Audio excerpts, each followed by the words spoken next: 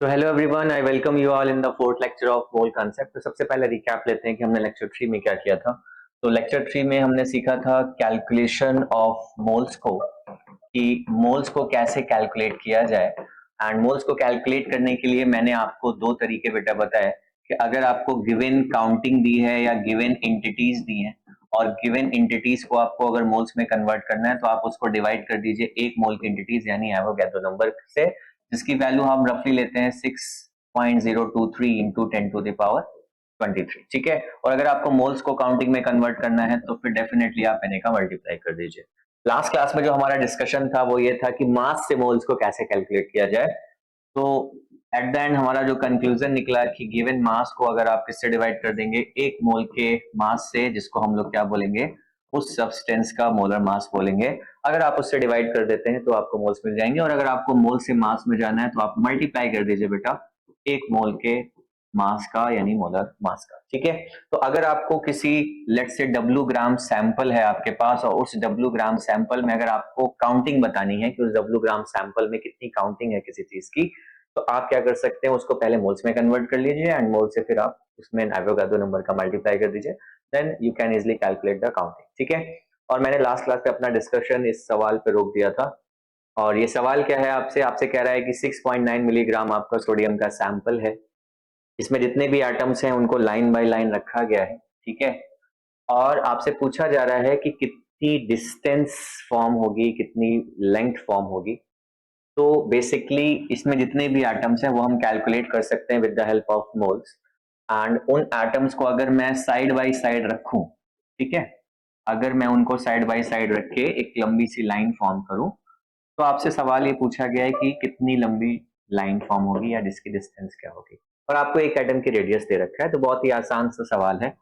आपको एक एटम की रेडियस दे रखा है यानी आपको बेसिकली एक एटम पता करना है आपको कि एक एटम कितनी डिस्टेंस कवर करेगा। तो एक एटम जो डिस्टेंस कवर करेगा आर ये हो गया, आर ये हो गया, यानी एक एटम जो डिस्टेंस कवर कर रहा है दैट इज 2r।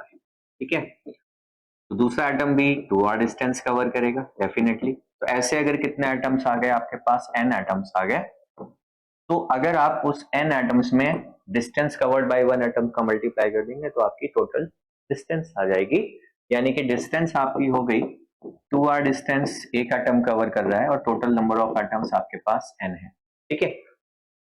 तो यहां से अगर मुझे r की वैल्यू तो पता ही है, मुझे एंगस्ट्रॉम में दी हुई है, आप उसको चाहें तो मीटर में चेंज कर सकते हैं, बिकॉज वन एंगस्ट्रॉम जो है वो 10 टू द पावर -10 मीटर होता है। एन की वैल्यू आपको पता करना है, यानी काउंटिंग पता करना है कि इसमें कितना बेसिकली सोडियम के एटम्स हैं। तो सिंपल सा करने के लिए, एन की वैल्यू पता करने के लिए आप मोल्स पता कर लेंगे इसके, और मोल्स निकालने के लिए आप क्या करेंगे, मिलीग्राम में है तो इसको ग्राम में चेंज कर लिया। एंड सोडियम जो आपका सोडियम होता है उसका मोलर मास होता है 23 ग्राम पर मोल। तो यहाँ से आपको मिल गया नंबर ऑफ मोल्स, मिल गया यहाँ से। तो नंबर ऑफ मोल्स में अगर आप किसका मल्टीप्लाई कर दें, एन का मल्टीप्लाई कर दें, तो Na का अगर मल्टीप्लाई करेंगे तो फिर आपका यहाँ से आपको मिल जाएगी क्या, आपकी counting 6 into 10 to the power 23 का मैंने मल्टीप्लाई कर दिया। और इस वैल्यू को आप चाहें तो यहाँ पे आके रख सकते हैं। जैसे ही आप वैल्यू को पुट करेंगे तो यहाँ से हो जाएगा 2r की वैल्यू दे रखी है 1.05 एंगस्ट्रॉम, तो 1.05 into 10 to the power -10 metre में मैंने चेंज कर लिया इसको। And this value comes out to be 6.9 into 10 to the power -3 divide by 23 into 6 into 10 to the power 23। तो अब जब आप सॉल्व करोगे तो आंसर आपका किस में आएगा बेटा, मीटर में आएगा। तो this value something comes out something around 3.78 into 10 to the power 10 metre. ठीक है। तो अब आप जरा ये सोचो कि एक कितना वेट है, बहुत ही कम वेट है, मिलीग्राम में वेट है आपका, उस मिलीग्राम में इतने ज्यादा एटम है कि जो डिस्टेंस है वो मीटर में बन रही है, जबकि एक एटम जो डिस्टेंस कवर करता है वो ना के बराबर एंगस्ट्रॉम में ही होता है साइज एटम का भी। तो इतने ज्यादा एटम्स होते हैं इस छोटे से सैंपल में, तभी डिस्टेंस इतनी ज्यादा आ रही है। ठीक है। लेकिन आपसे आंसर किससे पूछा गया, माइल से पूछा गया है, तो आप मीटर को माइल्स में चेंज कर सकते हो, बिकॉज आपको पता है कि जो 1 माइल है उसमें 1600 मीटर्स होंगे, तो 1600 मीटर से हम इसको डिवाइड कर देंगे तो हमारा आंसर बेटा किस में आ जाएगा, माइल्स में आ जाएगा। ठीक है। तो इस तरीके से आप इसको कैलकुलेट कर सकते हो। एंड जब आप माइल्स में आंसर निकालेंगे तो डिस्टेंस इज इक्वल्स टू है 3.78 इंटू 10 टू द पावर 10। इसको हम डिवाइड कर देंगे 1600 से, तो this value something around 2.36 into 10 to the power 7 miles आपका। This is your final answer. ठीक है, तो बहुत ही आसान सवाल था। इसमें हमने सैंपल में एटम्स को पता लगा लिया, एटम्स को हमने लाइन बाय लाइन रख दिया और हमने डिस्टेंस को इजिली कैलकुलेट कर लिया। ठीक है, ये आपका होमवर्क था लास्ट क्लास का। चलिए, सो आगे एक सवाल देखते हैं हम। एक सवाल मैं आपको और दे रहा हूं। मैंने बोला आपसे कि कितने आयरन एटम प्रेजेंट हैं एक स्टील बॉल में। ठीक है, एक बॉल है स्टील बॉल। अब स्टील बॉल है तो डेफिनेटली उसमें पूरा आयरन नहीं होगा, तो मुझे दे भी रखा है कि उस स्टील बॉल में कितना आयरन है, 84% है। बाई मास है कि अगर स्टील बॉल का 100 ग्राम है मेरे पास, तो उसमें 84 ग्राम जो है वो आपका आयरन है। और आपसे कह रहा है कि जो बॉल है उसका डायमीटर है 4 mm। ठीक है, मिलीमीटर में दिया हुआ है आपको डायमीटर। एंड कह रहा है डेंसिटी जो दे रखी है आपको बॉल की वो 10.2 ग्राम पर सेंटीमीटर क्यूब दे रखी है। ठीक है, और आपसे पूछा गया है कि आयरन एटम कितने हैं उसमें। ठीक है, तो पहले तो आप ये पता कर लीजिए कि एक स्टील बॉल का वेट कितना होगा। अगर आप स्टील बॉल का मास निकाल पाए, मास ऑफ बॉल निकाल पाए, तो उस मास ऑफ बॉल का आप कितना परसेंट ले लेंगे, 84% ले लेंगे, तो आपको मास ऑफ आयरन पता लग जाएगा। एक बार आपको मास ऑफ आयरन पता लग गया तो फिर आपको डेफिनेटली मोल्स पता लग गया, एंड मोल्स पता लग गया तो आपको उसमें एटम्स पता लग गए। ठीक है, तो हमें मास नहीं दे रखा है एक बॉल का, हमें उसका डायमीटर दे रखा है। अगर हमें इसका डायमीटर दे रखा है तो डेफिनेटली हम उसका कैलकुलेट कर सकते हैं वॉल्यूम, और डेंसिटी दे रखी है तो डेंसिटी से हम मास कैलकुलेट कर सकते हैं। तो अगर मैं निकालूं यहाँ से मास ऑफ बॉल निकालूं, एक बॉल का मास निकालूं, तो मास ऑफ जो बॉल आ जाएगा बेटा वो आ जाएगा volume of ball into density of ball.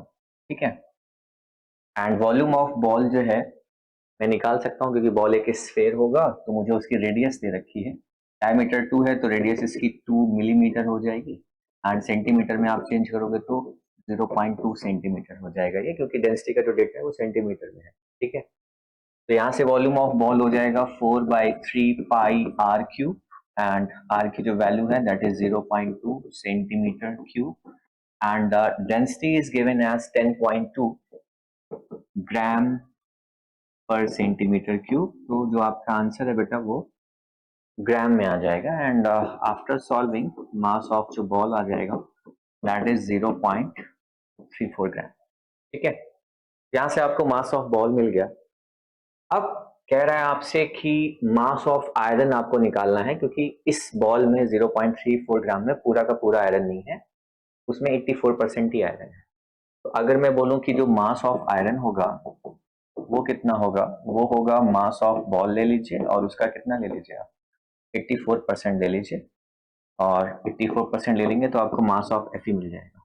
ठीक है, अब मुझे अगर नंबर ऑफ Fe एटम्स निकालना है तो सिंपल सी चीज हो गई अब तो मेरे लिए। अब तो मेरे पास मास ऑफ बॉल भी पता है मुझे, एंड अब मैं आयरन का जो एटॉमिक मास होता है वो 56 होता है बेसिकली, तो मैं मोल्स निकाल सकता हूँ। यानी मेरे को अगर मास ऑफ आयरन पता है तो मैं मास ऑफ आयरन को डिवाइड कर दूंगा किससे, 56 से, तो मुझे मोल्स पता लग जाएंगे, और मैं उसमें क्या कर दूंगा बेटा, Na का मल्टीप्लाई कर दूंगा, तो मुझे क्या मिल जाएंगे, नंबर ऑफ Fe एटम्स मिल जाएंगे। ठीक है, मास ऑफ Fe आपको यहाँ से मिल जाएगा इस इक्वेशन से, क्योंकि मास ऑफ बॉल आपने निकाल रखा है 0.34 इंटू 84/100, यानी कि आपका नंबर ऑफ Fe एटम्स आ जाएंगे 0.34 इंटू 0.84 डिवाइड इंटू Na, यानी की जगह पे आप 6 इंटू 10 टू द पावर 23 ले लो और डिवाइड कर दो इसको 56 से, तो जो आपका नंबर ऑफ Fe एटम्स है वो आपका निकल के आ जाएगा, and this value comes out to B,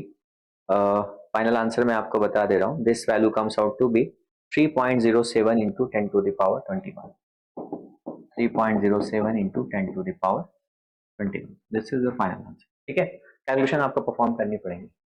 तो ये मेथड था, इस तरीके से आप क्या निकाल सकते हो, नंबर ऑफ Fe एटम्स आसानी से कैलकुलेट कर सकते हो। ठीक है, चलिए, सो बात करेंगे अब हम नेक्स्ट सवाल की, एंड नेक्स्ट सवाल है आपके पास, कह रहा है कि how many neutrons are present in 7 milligram of 6C14। ठीक है, जब भी आपसे इस टाइप का सवाल पूछा जाए कि इलेक्ट्रॉन बताइए, प्रोटॉन बताइए, न्यूट्रॉन बताइए, न्यूक्लियॉन्स बताइए, तो आप क्या करिए, क्योंकि आपको जो वेट दे रखा है बेटा वो दे रखा है कार्बन का, ठीक है, तो जो आप मोल निकालोगे वो कार्बन के ही निकालोगे। अब आप ये पता कर लो कि इस 7 मिलीग्राम में कितने कार्बन के एटम्स हैं, कितने C614 के एटम्स हैं, और फिर आप ये पता कर लो कि एक C614 में कितने न्यूट्रॉन्स होते हैं, और उन न्यूट्रॉन्स का क्या करो, total number of atoms multiply कर दो और आपका आंसर आ जाएगा, ठीक है। तो अगर मैं निकालूं यहाँ से number of moles of C614, तो कितना आ जाएगा बेटा, मिलीग्राम में है तो आप क्या करोगे, 7 इंटू 10⁻³ ग्राम में चेंज कर लोगे। इसका मोलर मास कितना होगा, 14 होगा, दे रखा है आपको, ठीक है। तो 14 क्या हो जाएगा, 14 ग्राम पर मोल हो जाएगा आपका आंसर। तो यहाँ से आपका मोल्स आ गए, लेकिन अगर आपको क्या निकालना है, काउंटिंग निकालनी है, ठीक है। तो मोल्स आपको पता लग गया यहाँ से, एंड नंबर ऑफ जो न्यूट्रॉन्स होगा, number of neutrons in 1C614। तो न्यूट्रॉन्स निकालने के लिए आप क्या करते हो, जो आपका एटॉमिक मास है उससे इसको माइनस कर दोगे, नंबर ऑफ न्यूट्रॉन आ जाएगा 14 - 6 = 8, यानी एक एटम में कितना है, 8 है। अब अगर आप टोटल नंबर ऑफ एटम निकाल लो तो आपके क्या आ जाएंगे, नंबर ऑफ न्यूट्रॉन्स इसमें 7 मिलीग्राम में, तो टोटल नंबर ऑफ न्यूट्रॉन जो है हो जाएंगे, टोटल नंबर ऑफ न्यूट्रॉन्स, अगर आपको मोल्स पता है तो आपको क्या पता है, काउंटिंग पता है, तो ये जो मोल्स आए हैं 7 इंटू 10⁻³ डिवाइड बाई 14, इसमें आप Na का मल्टीप्लाई कर दीजिए, और ये आपके आगे टोटल काउंटिंग किसकी, एटम की काउंटिंग आ गई, और इसमें एक एटम में कितना न्यूट्रॉन है, 8 न्यूट्रॉन है। अगर आप इसमें 8 का मल्टीप्लाई कर देंगे तो आपके टोटल नंबर ऑफ न्यूट्रॉन्स मिल जाएंगे, किसमें, इन 7 मिलीग्राम सैंपल ऑफ C614, ठीक है। And after solving you will gate 2.4 into 10⁻21, ठीक है, 2.4 इंटू 10⁻21, सो ये आपका फाइनल आंसर है, ठीक है। तो ये था आपका सवाल एक, एंड देन हम बात करते हैं नेक्स्ट आपका टॉपिक की बात करेंगे। तो अभी तक हमने एटॉमिक मास सीखा, ठीक है। नेक्स्ट बेटा आपका जो टॉपिक है उसमें हम सीखेंगे कि मॉलिक्यूलर मास क्या होता है। तो मॉलिक्यूलर मास की बात करेंगे अब हम। तो एटॉमिक मास हमने लास्ट क्लास में सीखा था, एटॉमिक मास को हमने डिफाइन किया था कि मास ऑफ सिंगल एटम जो होता है उसको हम एटॉमिक मास बोलते हैं। जस्ट लाइक दैट जो मॉलिक्यूलर मास है वो क्या रिप्रेजेंट करता है, it represent the mass of single molecule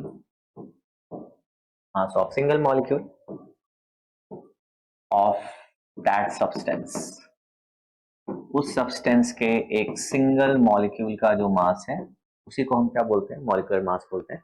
and just like atomic mass, जो रिलेटिव एटॉमिक मास है वो कार्बन स्केल पे डिफाइन होता है, जस्ट लाइक आपका जो मॉलिक्यूलर मास है वो भी हम किस पे डिफाइन करते हैं, कार्बन स्केल पे डिफाइन करते हैं। तो हम ये बोल सकते हैं कि just like relative atomic mass, जो रिलेटिव मॉलिक्यूलर मास होगा वो भी किस पे असाइन किया जाएगा, कार्बन स्केल पे। रिलेटिव मॉलिक्यूलर मास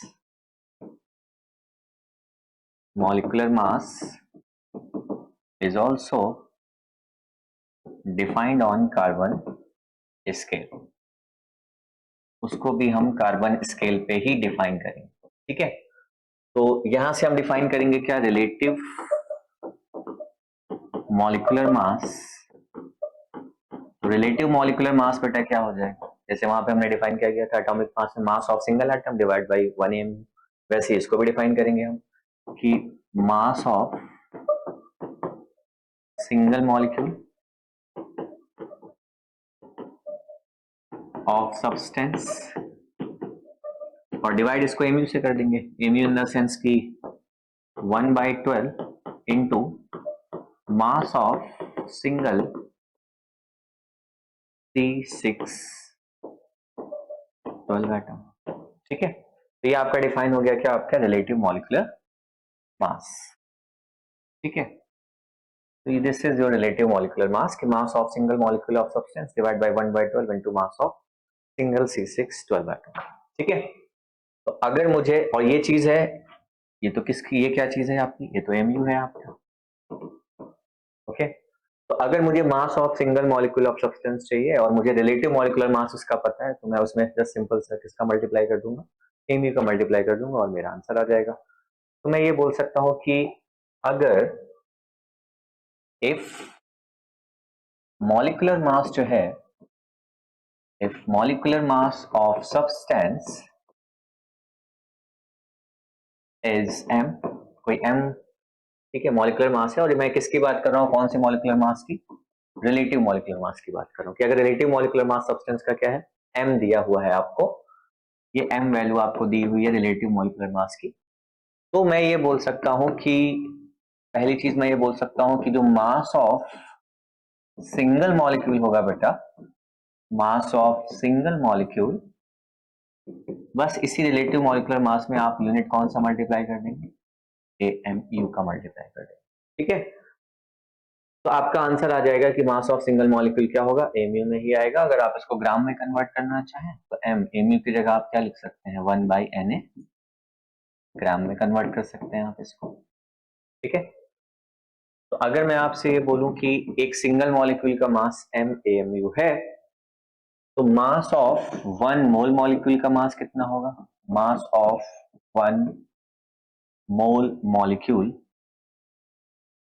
और इसको हम लोग क्या बोलेंगे, मोलर मॉलिक्यूलर मास बोलेंगे। तो क्योंकि एक मॉलिक्यूल का MAMU है, तो एक मोल मतलब Na पार्टिकल का, इसका मल्टीप्लाई हो जाएगा, तो ये हो जाएगा M इंटू Na AMU, और Na से MU क्या हो जाएगा, कैंसिल आउट, क्योंकि MU किसके बराबर है, 1/Na के बराबर है।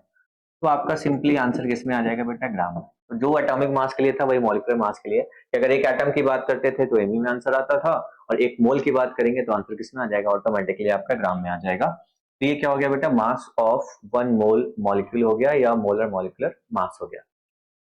अब अगर आपको let's say number of moles निकालने हैं, number of moles of molecule निकालना है, तो आप क्या करिए, जो गिवन मास है उसको एक मोल मॉलिक्यूल के मास से डिवाइड कर दीजिए, यानी आपका क्या करिए, मोलर मॉलिक्यूलर मास से आप डिवाइड कर देंगे इसको, तो आपको मिल जाएगा आपका मोल्स ऑफ मॉलिक्यूल मिल जाएंगे। यानी मैं ये बोल सकता हूँ कि number of moles of molecule क्या हो जाएगा, गिवन वेट को उसी के मोलर मास से डिवाइड कर देंगे, ठीक है। तो अगर रिलेटिव मास आपका m दे रखा है, तो मोलर मॉलिक्यूलर मास आपका क्या हो जाएगा, m ग्राम हो जाएगा। इससे आप उसको डिवाइड कर देंगे तो आपको क्या मिल जाएंगे, number of moles of molecule.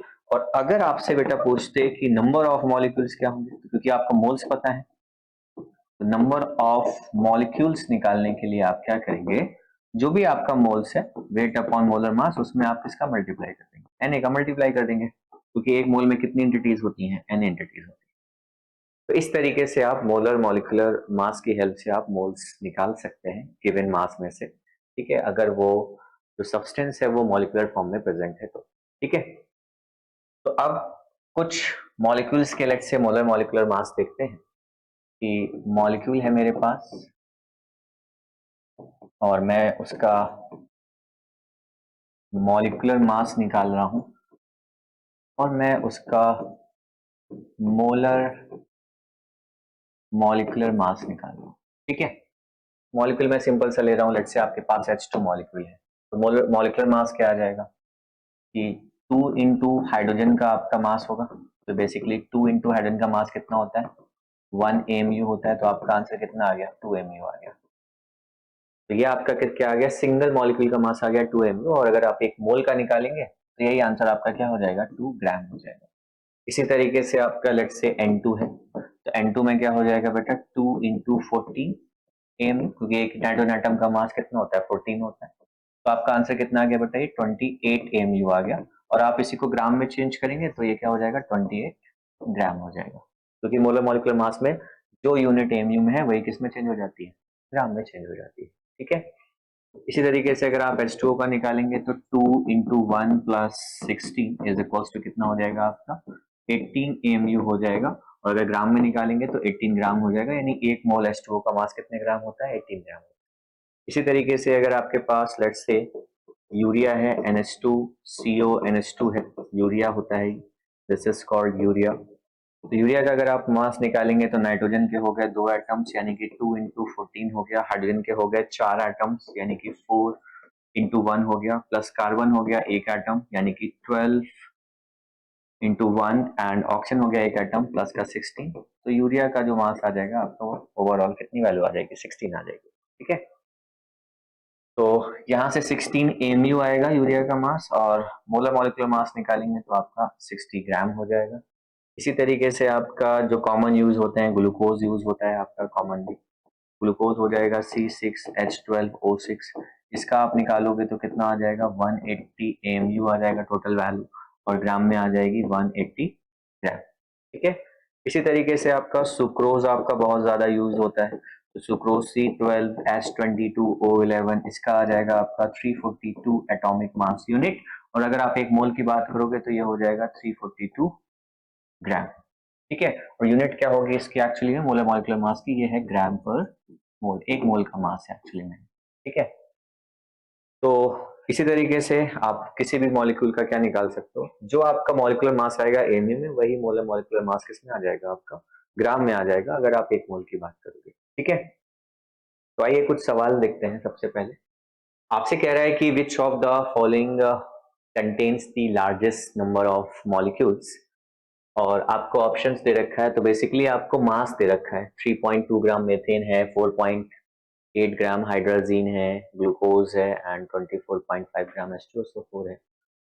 तो लार्जेस्ट नंबर ऑफ मॉलिक्यूल्स पूछा है क्योंकि जो नंबर ऑफ मॉलिक्यूल्स है जितने ज्यादा मोल होंगे उतने ज्यादा मॉलिक्यूल हो, तो आप बस सिंपल सा मोल निकाल लीजिए इसके। तो इसका मास गिवन है 3.2 और इसका जो मोलर मास होता है वो कितना होता है बेटा 16 होता है। 12 कार्बन एंड 4 ग्राम हाइड्रोजन आ जाएगा तो कितना हो जाएगा 16 हो जाएगा। लेकिन यहाँ से जो वैल्यू आ रही है वो आ रही है 0.2। ये आगे मोल्स, अगर आपको काउंटिंग चाहिए तो आप इसी में क्या कर दीजिए Na का मल्टीप्लाई कर दीजिए। ठीक है, 4.8 ग्राम हाइड्रोजीन है, 4.8 ग्राम हाइड्रोजीन का मतलब हाइड्रोजीन का आप मोलर मास निकाल लीजिए तो 14 इंटू 2 प्लस 4 इंटू 1 यानी 28 प्लस 4 दैट इज 32। तो 4.8 को आप डिवाइड कर देंगे किससे, 32 से आप डिवाइड कर देंगे और आपको क्या मिल जाएगा, आपके मोल्स ऑफ हाइड्रोजीन मिल जाएंगे आप। ठीक है, अब मोल्स ऑफ जो हाइड्रोजीन है ये आपने कैलकुलेट कर लिया एंड इसके बाद इसको सॉल्व कर लीजिए आप, तो ये हो जाएगा आपका 16 टू जा एंड 16 थ्री जा, तो 3/20 हो जाएगा ये, दैट इज 3/20 यानी 0.15 आ गया आपका। ठीक है, मोल्स आ गए, इसमें क्या हो जाएगा Na का मल्टीप्लाई हो जाएगा। फिर 27 ग्राम ग्लूकोज है आपका, 27 ग्राम ग्लूकोज और ग्लूकोज का मोलर मास कितना होता है बेटा 180 होता है। ठीक है, यहाँ से आप देखेंगे सो 9 एंड ये हो जाएगा 20, तो ये भी कितना आ जाएगा 0.15। तो आपके पार्टिकल्स भी कितने आ जाएंगे 0.15 इंटू Na आपके पार्टिकल्स हो गए। 24.5 ग्राम आपका H2SO4 है, तो इसके मोल्स निकाल लीजिए। ये हो जाएगा 24.5 और H2SO4 का मोलर मास कितना होता है 98, हाइड्रोजन 2 सल्फर 32 ऑक्सीजन 16 इंटू 4, सब वैल्यू को ऐड करोगे तो कितना आ जाएगा 98 आ जाएगा एंड ये आपका आंसर आ जाएगा। This value comes out to be 4 times and 1.4 मतलब 0.25। ठीक है, पार्टिकल आ जाएंगे 0.25 इंटू Na। फिर इसके मोल ज्यादा उसमें पार्टिकल भी ज्यादा होंगे और सबसे ज्यादा मोल्स किसका आ रहा है बेटा H2SO4 का, तो आंसर आपका क्या हो जाएगा, आंसर हो जाएगा आपका डी, यानी सबसे ज्यादा जो मोल्स होंगे वो इसी में होंगे या पार्टिकल होंगे वो इसी में ही होंगे। ठीक है, तो इस तरीके से आपने निकाल लिया लार्जेस्ट नंबर ऑफ मॉलिक्यूल, जिसके मोल ज्यादा उसमें मॉलिक्यूल्स भी ज्यादा। ठीक है, नेक्स्ट सवाल है आपके पास कि which of the following molecules contains largest number of moles.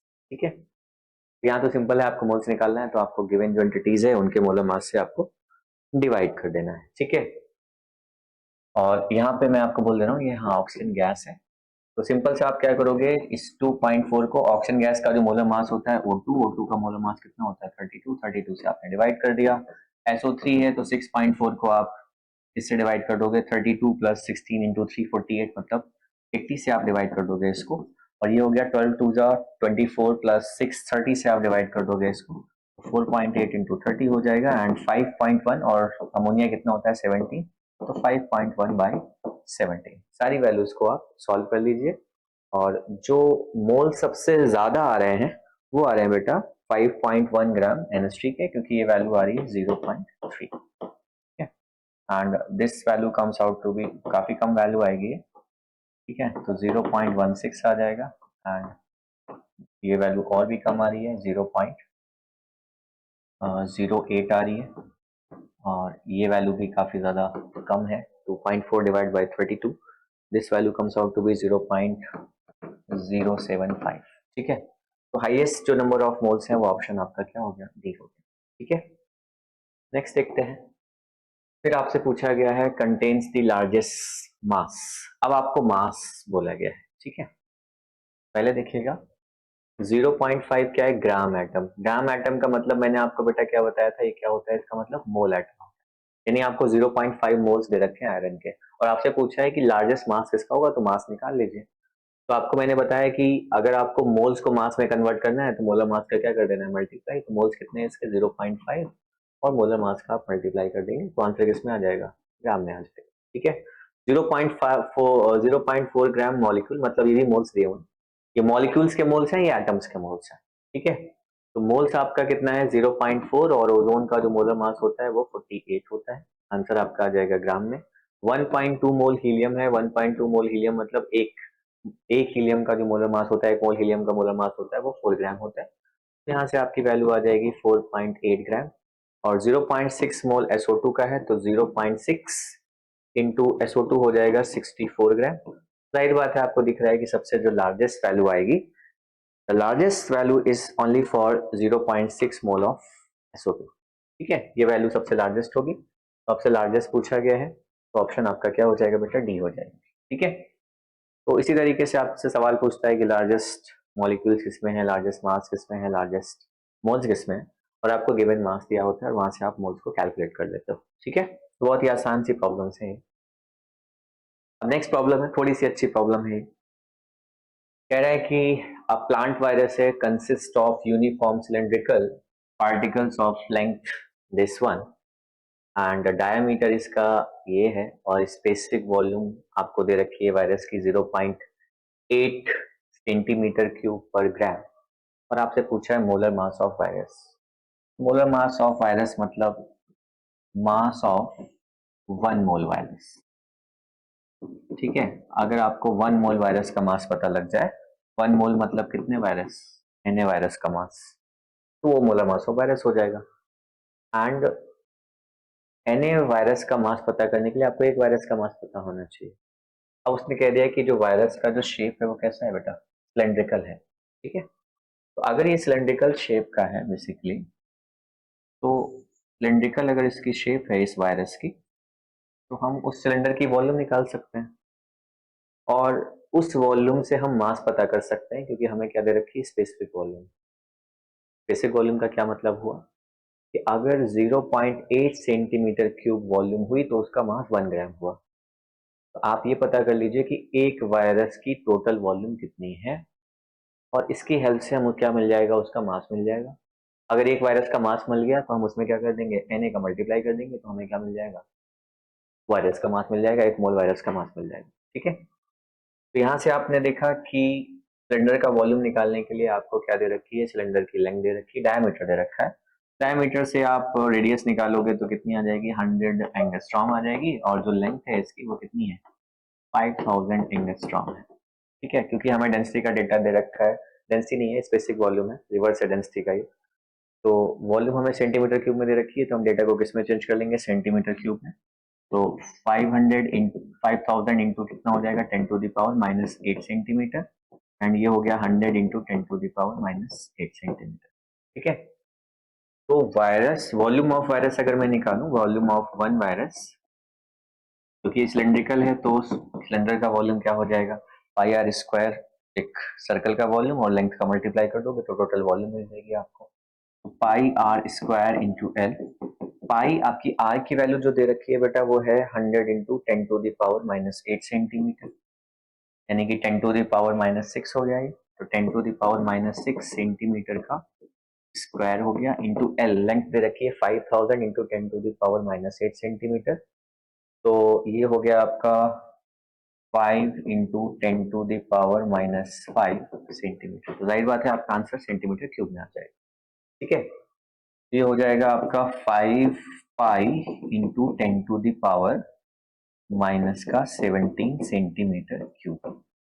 ये आपका आ गया क्या, वॉल्यूम ऑफ वन वायरस आ गया।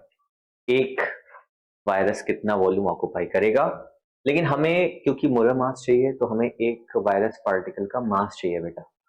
तो मास निकालने के लिए मैं क्या करूंगा, एक डेटा दे रखा है मुझे बेसिक वॉल्यूम का कि अगर 0.8 सेंटीमीटर क्यूब होता वायरस की वॉल्यूम तो मास कितना होता है, 1 ग्राम होता है। तो मैं इस डेटा की हेल्प से इसको ग्राम में चेंज कर सकता हूँ। 0.8 सेंटीमीटर क्यूब वॉल्यूम का कितना मास आ रहा है, 1 ग्राम आ रहा है, तो इसका कितना आएगा, डिवाइड कर दिया जाएगा इससे 0.8 से, सिंपल सी चीज है। तो मैं मास निकालूं अगर, mass of one virus particle, तो ये हो जाएगा 5 पाई इंटू 10⁻⁻17 सेंटीमीटर क्यूब है। मुझे आंसर चाहिए बेटा ग्राम में, और ग्राम में चाहिए तो मैंने क्या किया, दोनों साइड को चेंज कर लेता हूं मैं कि ग्राम ग्राम से मैंने डिवाइड कर दिया, और 1 ग्राम में कितना सेंटीमीटर क्यूब है, 0.8 सेंटीमीटर क्यूब है। तो मैं इस 1 ग्राम की जगह क्या कर लूंगा, 5 पाई इंटू 10⁻⁻17 सेंटीमीटर क्यूब। मुझे आंसर ऊपर वाला ग्राम में चाहिए, लेकिन मुझे नीचे वाले को ग्राम को सेंटीमीटर क्यूब में कन्वर्ट करना है। वो डेटा मुझे दिया हुआ है, 1 ग्राम में कितना सेंटीमीटर क्यूब है, 0.8 सेंटीमीटर क्यूब है। तो आपका वैल्यू कैंसिल होके आपका क्या आ जाएगा, एक वायरस पार्टिकल का मास आ जाएगा। लेकिन मुझसे क्या पूछा है, मुझसे पूछा है मोलर मास पूछा है। मोलर मास मतलब एक वायरस पार्टिकल का आपको मास पता लग गया, और आप इसमें कितने का मल्टीप्लाई कर दीजिए, Na का मल्टीप्लाई कर दीजिए आप। Na मतलब एवोगैड्रो नंबर।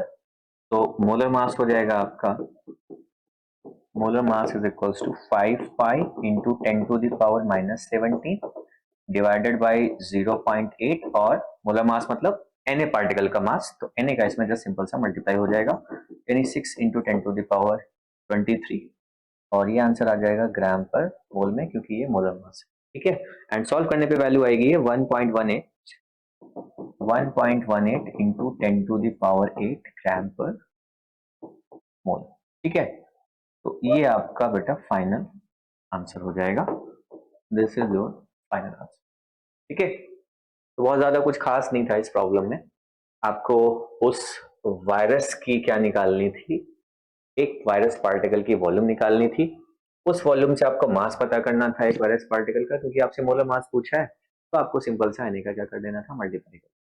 ठीक है, तो इस तरीके से हमने इस सिंपल सी प्रॉब्लम को सॉल्व कर लिया। नेक्स्ट प्रॉब्लम देखिएगा। नेक्स्ट प्रॉब्लम कह रहा है कि how many formula unit, how many मतलब काउंटिंग पूछिए। काउंटिंग पूछिए तो मतलब मोल निकालना पड़ेगा, मोल निकालना है तो मास दिया होना चाहिए। तो मास क्या दे रखा है आपको, हाँ दे रखा है, पर केजी के लिए निकालना है। पर केजी मतलब कितने ग्राम के लिए निकालना है, 1000 ग्राम के लिए निकालना है। अच्छा, यहाँ पे मैंने इस सवाल को इसलिए दिया कि यहाँ पे वर्ड यूज किया गया फॉर्मूला यूनिट। तो मैंने आपको बताया है कि आयनिक कंपाउंड्स के लिए जो फॉर्मूला यूनिट होती है वो कोवलेंट कंपाउंड के लिए मॉलिक्यूलर के सिमिलर होती है। ठीक है, तो फॉर्मूला यूनिट मतलब आपको क्या पूछा गया है, मॉलिक्यूल्स का नंबर पूछा गया है। मॉलिक्यूल्स का नंबर मतलब आपको मोल्स निकालने पड़ेंगे, और मोल्स निकालने के लिए आपको क्या करना पड़ेगा, जो गिवन मास है उसको मोलर मास से डिवाइड करना पड़ेगा। तो कॉपर होता है बेटा 63.5 होता है, 63.5 हो गया, प्लस सल्फर कितना होता है 32 होता है, प्लस ऑक्सीजन 4 इंटू 16 हो गया, प्लस 5, एक मोल वाटर का मास 18 होता है। सारी वैल्यूज को आप ऐड करेंगे तो आ जाएगा 249.5 ग्राम पर मोल। इसका क्या आ गया, मोलर मास आ गया। ठीक है, अब मुझे नंबर पता करनी है, तो नंबर ऑफ फॉर्मूला यूनिट कैसे निकालोगे आप, मोल्स में Na का मल्टीप्लाई कर दोगे, सिंपल सा।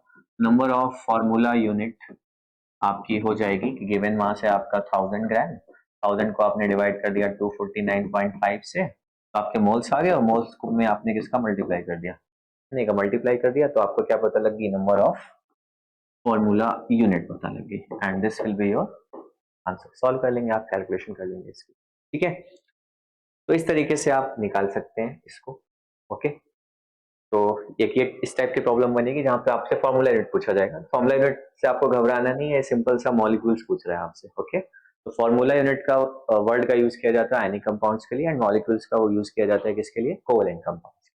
ओके, चलिए, सो नेक्स्ट देखते हैं। नेक्स्ट टाइप की जो प्रॉब्लम आपसे पूछी जाती है, अगर मैं आपसे कह दूं कि आपके पास n मोल है किसी कंपाउंड के और कंपाउंड है AX, BY और CZ टाइप का, ठीक है। यानी मुझे मोल्स किसके दिए हैं, मॉलिक्यूल्स के दिए हैं, कंपाउंड के दिए हैं, और उस मॉलिक्यूल्स के अंदर कुछ A एटम है, कुछ B एटम है, कुछ C एटम्स, ओके। तो n मोल्स हैं कंपाउंड्स के, तो कितने मॉलिक्यूल्स हैं कंपाउंड के, तो आप बोलोगे n मोल्स का मतलब हुआ सर कि n इंटू Na पार्टिकल्स हो गए किसके, AX, BY और CZ के, ठीक है। तो इतने पार्टिकल हैं इस मॉलिक्यूल के, और एक पार्टिकल के अंदर कितना A एटम है, एक पार्टिकल के अंदर X A एटम है, एक पार्टिकल के अंदर X A एटम है, टोटल पार्टिकल कितने हैं, n इंटू Na है। तो अगर मैं बोलूं आपसे कि नंबर ऑफ A एटम्स कितना होगा इस मोल में, तो आपने बोला सर टोटल पार्टिकल इस सब्सटेंस कितने हैं, और एक पार्टिकल में अगर X एटम है तो आप X का मल्टीप्लाई कर दीजिए, n इंटू Na इंटू क्या हो गया बेटा X हो गया, ठीक है। तो नंबर ऑफ A एटम्स क्या आ गया आपका, n into Na into X आ गया। तो अगर मैं बोलूं आपसे moles of A atom, moles of A atoms, आप बोलेंगे सर Na तो दिया हुआ है, अगर मोल्स काउंटिंग दी है तो हमें मोल्स निकालना है तो Na से डिवाइड कर दीजिए। जब मैं इसको Na से डिवाइड करूंगा तो Na से Na क्या हो जाएगा, कैंसिल आउट, यानी मोल्स ऑफ ए एटम्स क्या आ जाएगा, नेक्स्ट आ जाएगा। यानी अगर किसी कंपाउंड का n मोल है और उसमें एटम का मोल पूछा हुआ है, तो एटम की जितनी नंबर है उसका मल्टीप्लाई हो जाएगा, ठीक है। तो यहां से मोल्स ऑफ ए एटम्स कितना आ जाएगा, NX आ जाएगा। इसी तरीके से मैं निकाल सकता हूं क्या, मोल्स ऑफ बी एटम्स, तो मोल्स ऑफ बी एटम्स बेटा हो जाएगा n इंटू वाई। इसी तरीके से अगर मैं निकालूं क्या, मोल्स ऑफ सी एटम्स, तो मोल्स ऑफ सी एटम हो जाएगा बेटा n इंटू जेड, ठीक है। और अगर टोटल नंबर ऑफ मोल्स पूछ दे एटम्स के, टोटल मोल्स ऑफ एटम्स हो गया, टोटल मोल्स ऑफ एटम्स हो जाएगा, सारी वैल्यूज को ऐड कर देंगे, टोटल मोल्स ऑफ एटम्स हो जाएगा nx plus ny plus nz। तो यहां से आपने टोटल मोल्स निकाल लिया एटम्स के, ओके। तो इस तरीके से आपको ये पता होगा कि पर्टिकुलर कंपाउंड में अगर कंपाउंड के मोल का आइडिया है आपको, तो उसके अंदर, उस मॉलिक्यूल के अंदर जितने भी एटम्स के मोल्स होंगे उसका भी आपको आइडिया होगा। जैसे कि सिंप्लिसिटी के लिए मैं बोल दे रहा हूँ कि मान लीजिए आपके पास 4 मोल CH4 है, मैंने पूछा आपसे ये बताइए कि मोल ऑफ कार्बन एटम कितना है, कार्बन एटम का नंबर कितना है, 1 है, इसमें एक मॉलिक्यूल में एक है, 4 मोल में कितना होगा बेसिकली 4 इंटू 1 कितना आ जाएगा, 4 मोल आ जाएगा। लेकिन अगर मैंने आपसे पूछा कि मोल्स ऑफ हाइड्रोजन कितना होगा, तो आप बोलेंगे 4 है, एक मोल में कितने हैं, एक मोल में 4 मोल है, तो 4 मोल में कितने हो जाएंगे, 16 हो जाएंगे। तो 4 इंटू 4 कितना आ गया, 16 आपका आंसर। इस तरीके से आप निकाल सकते हो। अब नंबर पूछता तो इसी में क्या कर देते आप, Na का मल्टीप्लाई कर देते सिंपली, ठीक है। तो इसी पे बेस्ड है हमारा नेक्स्ट सवाल। आपसे कह रहा है कि हाउ मेनी ऑक्सीजन एटम्स, तो काउंटिंग किसकी पूछी है, ऑक्सीजन एटम की, लेकिन जो वेट है वो किसका दिया है, वो दिया है आपका वॉशिंग सोडा का दिया हुआ है, यानी Na2CO3 इंटू 10H2O का वेट दिया हुआ है, ठीक है। तो Na2CO3 इंटू 10H2O का अगर आप मोलर मास निकालें तो 2 इंटू 23 प्लस कार्बोनेट आपका 12 हो जाएगा, carbon plus 16 into 3 plus 10 into 18, and total value आप निकालेंगे तो कितनी आ जाएगी इसकी, मोलर मास इसका आ जाएगा 286 ग्राम पर मोल आ जाएगा, ठीक है। तो आप इस गिवन मास में से क्या करिए, इस वॉशिंग सोडा के मोल्स निकाल लीजिए, और आप ये देख लीजिए कि एक मॉलिक्यूल में कितने एटम्स हैं, उसका मल्टीप्लाई कर दीजिएगा मोल्स में, तो आपके क्या आ जाएंगे, किसके मोल्स आ जाएंगे, ऑक्सीजन एटम के मोल्स आ जाएंगे। और आपको काउंटिंग निकालनी है तो उन मोल्स में आप क्या करेंगे, Na का मल्टीप्लाई कर देंगे।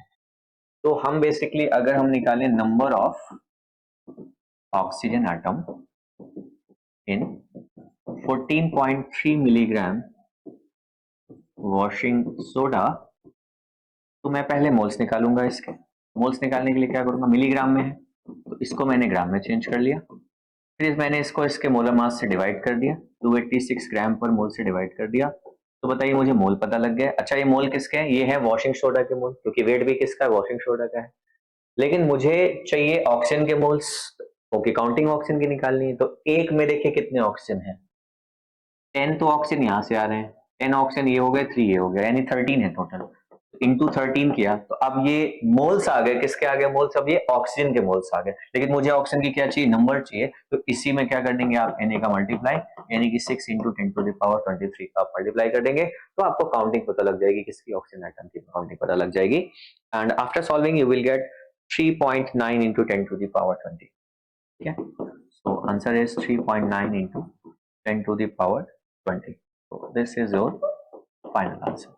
तो इस तरीके से आप क्या कर सकते हैं, अगर आपको बेसिकली दे रखा है, वेट दे रखा है किसी मॉलिक्यूल का और उसके अंदर पूछा है क्या, एटम के मोल्स, ठीक है, एटम की काउंटिंग, तो आप पहले मॉलिक्यूल के मास से मॉलिक्यूल्स के मोल बनाइए और फिर ये देखिए कि एक मॉलिक्यूल के अंदर कितने एटम्स प्रेजेंट हैं, उसका मल्टीप्लाई कर दीजिए उसमें सिंपली सा, तो आपको एटम के मोल मिल जाएंगे। अगर एटम की काउंटिंग पूछी है तो उन्हीं मोल्स में Na का क्या कर दीजिए, मल्टीप्लाई कर दीजिए और आपका आंसर आ जाएगा, ठीक है।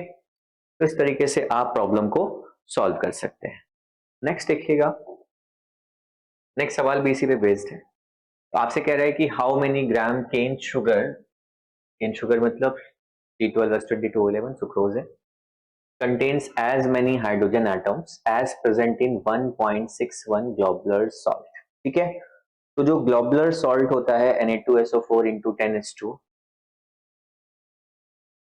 ये इसका फॉर्मूला भी दे रखा है आपको, और आपसे ये बोला है कि केन शुगर का कितना ग्राम लें ताकि इसमें जो हाइड्रोजन एटम की नंबर है वो सेम हो, जो कि कहां से आ रही है, 1.61 किलोग्राम ग्लोबुलर सॉल्ट से आ रही है। तो जो सवाल कह रहा है आप वो करते जाइए सिंपली सा, आपसे कह रहा है कि जो नंबर ऑफ हाइड्रोजन एटम्स जो कहां से आ रहा है, जो आ रहा है C12H22O11 से आ रहा है, ये number of hydrogen atoms equal होना चाहिए इसके, जो कि कहां से आ रहा है, ग्लोबुलर सॉल्ट यानी Na2SO4 इंटू NH2O से आ रहा है, ठीक है। नंबर ऑफ हाइड्रोजन एटम आप कैसे निकालेंगे, क्योंकि आपको हाइड्रोजन एटम की नंबर किससे निकालनी, इससे आप क्या करेंगे, इसके मोल्स निकालेंगे पहले C12H22O11 के, और इस मोल में कितने का मल्टीप्लाई करेंगे आप, 22 का मल्टीप्लाई करेंगे, और क्योंकि आपको नंबर निकालनी है तो फिर आप Na का मल्टीप्लाई करेंगे, क्योंकि इसका मास हमें दे नहीं रखा तो हमें मोल कैसे पता करेंगे, तो हम मास कुछ मान लेते हैं कि इसका कितना ग्राम है, केन शुगर का W ग्राम है, तो इस W ग्राम को आपने केन शुगर के मोलर मास जो कि निकल के आएगा कितना 342 से डिवाइड किया, तो ये मोल्स आ गए बेटा, किसके मोल्स आ गए, ये सुक्रोज के मोल्स आ गए या केन शुगर के मोल्स आ गए। अब आपको हाइड्रोजन एटम के नंबर चाहिए, तो मतलब आपको हाइड्रोजन एटम के मोल चाहिए, तो आपको कितने का मल्टीप्लाई करना पड़ेगा इसमें, इस 22 का, 22 का आपने मल्टीप्लाई कर दिया। अब ये मोल्स किसके आ गए बेटा, हाइड्रोजन एटम के मोल आ गए। अब हाइड्रोजन एटम के मोल आ गए, लेकिन आपको नंबर चाहिए, तो आपको किसका मल्टीप्लाई करना पड़ेगा, Na का मल्टीप्लाई करना पड़ेगा। एंड यहाँ से सेम प्रोसेस हम यहाँ पर भी करेंगे, तो पहले हम इसके मोल्स निकालेंगे, मोल्स निकालने के लिए क्या इसका मास दिया, हाँ दिया है, कितना दिया है 1.61 किलोग्राम दिया है, इसको ग्राम में चेंज कर लेंगे, तो 1.61 किलोग्राम है तो ग्राम में क्या आ जाएगा 10⁻³ ग्राम, और इसका जब आप मोलर मास निकालेंगे तो इसका मोलर मास निकल के आएगा 46, ये हो गया, प्लस 32 प्लस 64 प्लस 180, तो आफ्टर सॉल्विंग आपको मिलेगा ये 322 ग्राम पर मोल, ठीक है। तो इसको आप डिवाइड कर दीजिएगा इसके मोलर मास यानी कि 322 से।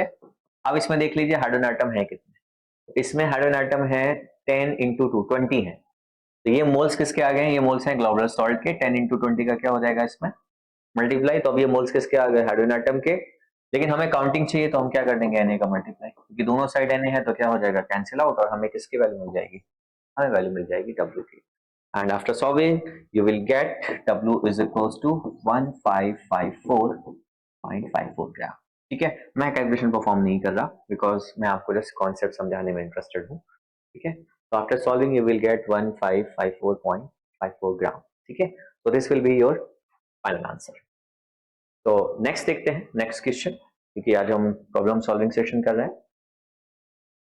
फिर आपसे बोल रहे हैं जैसे कि हमने न्यूट्रॉन निकाले थे अभी आपको बोल रहा है कि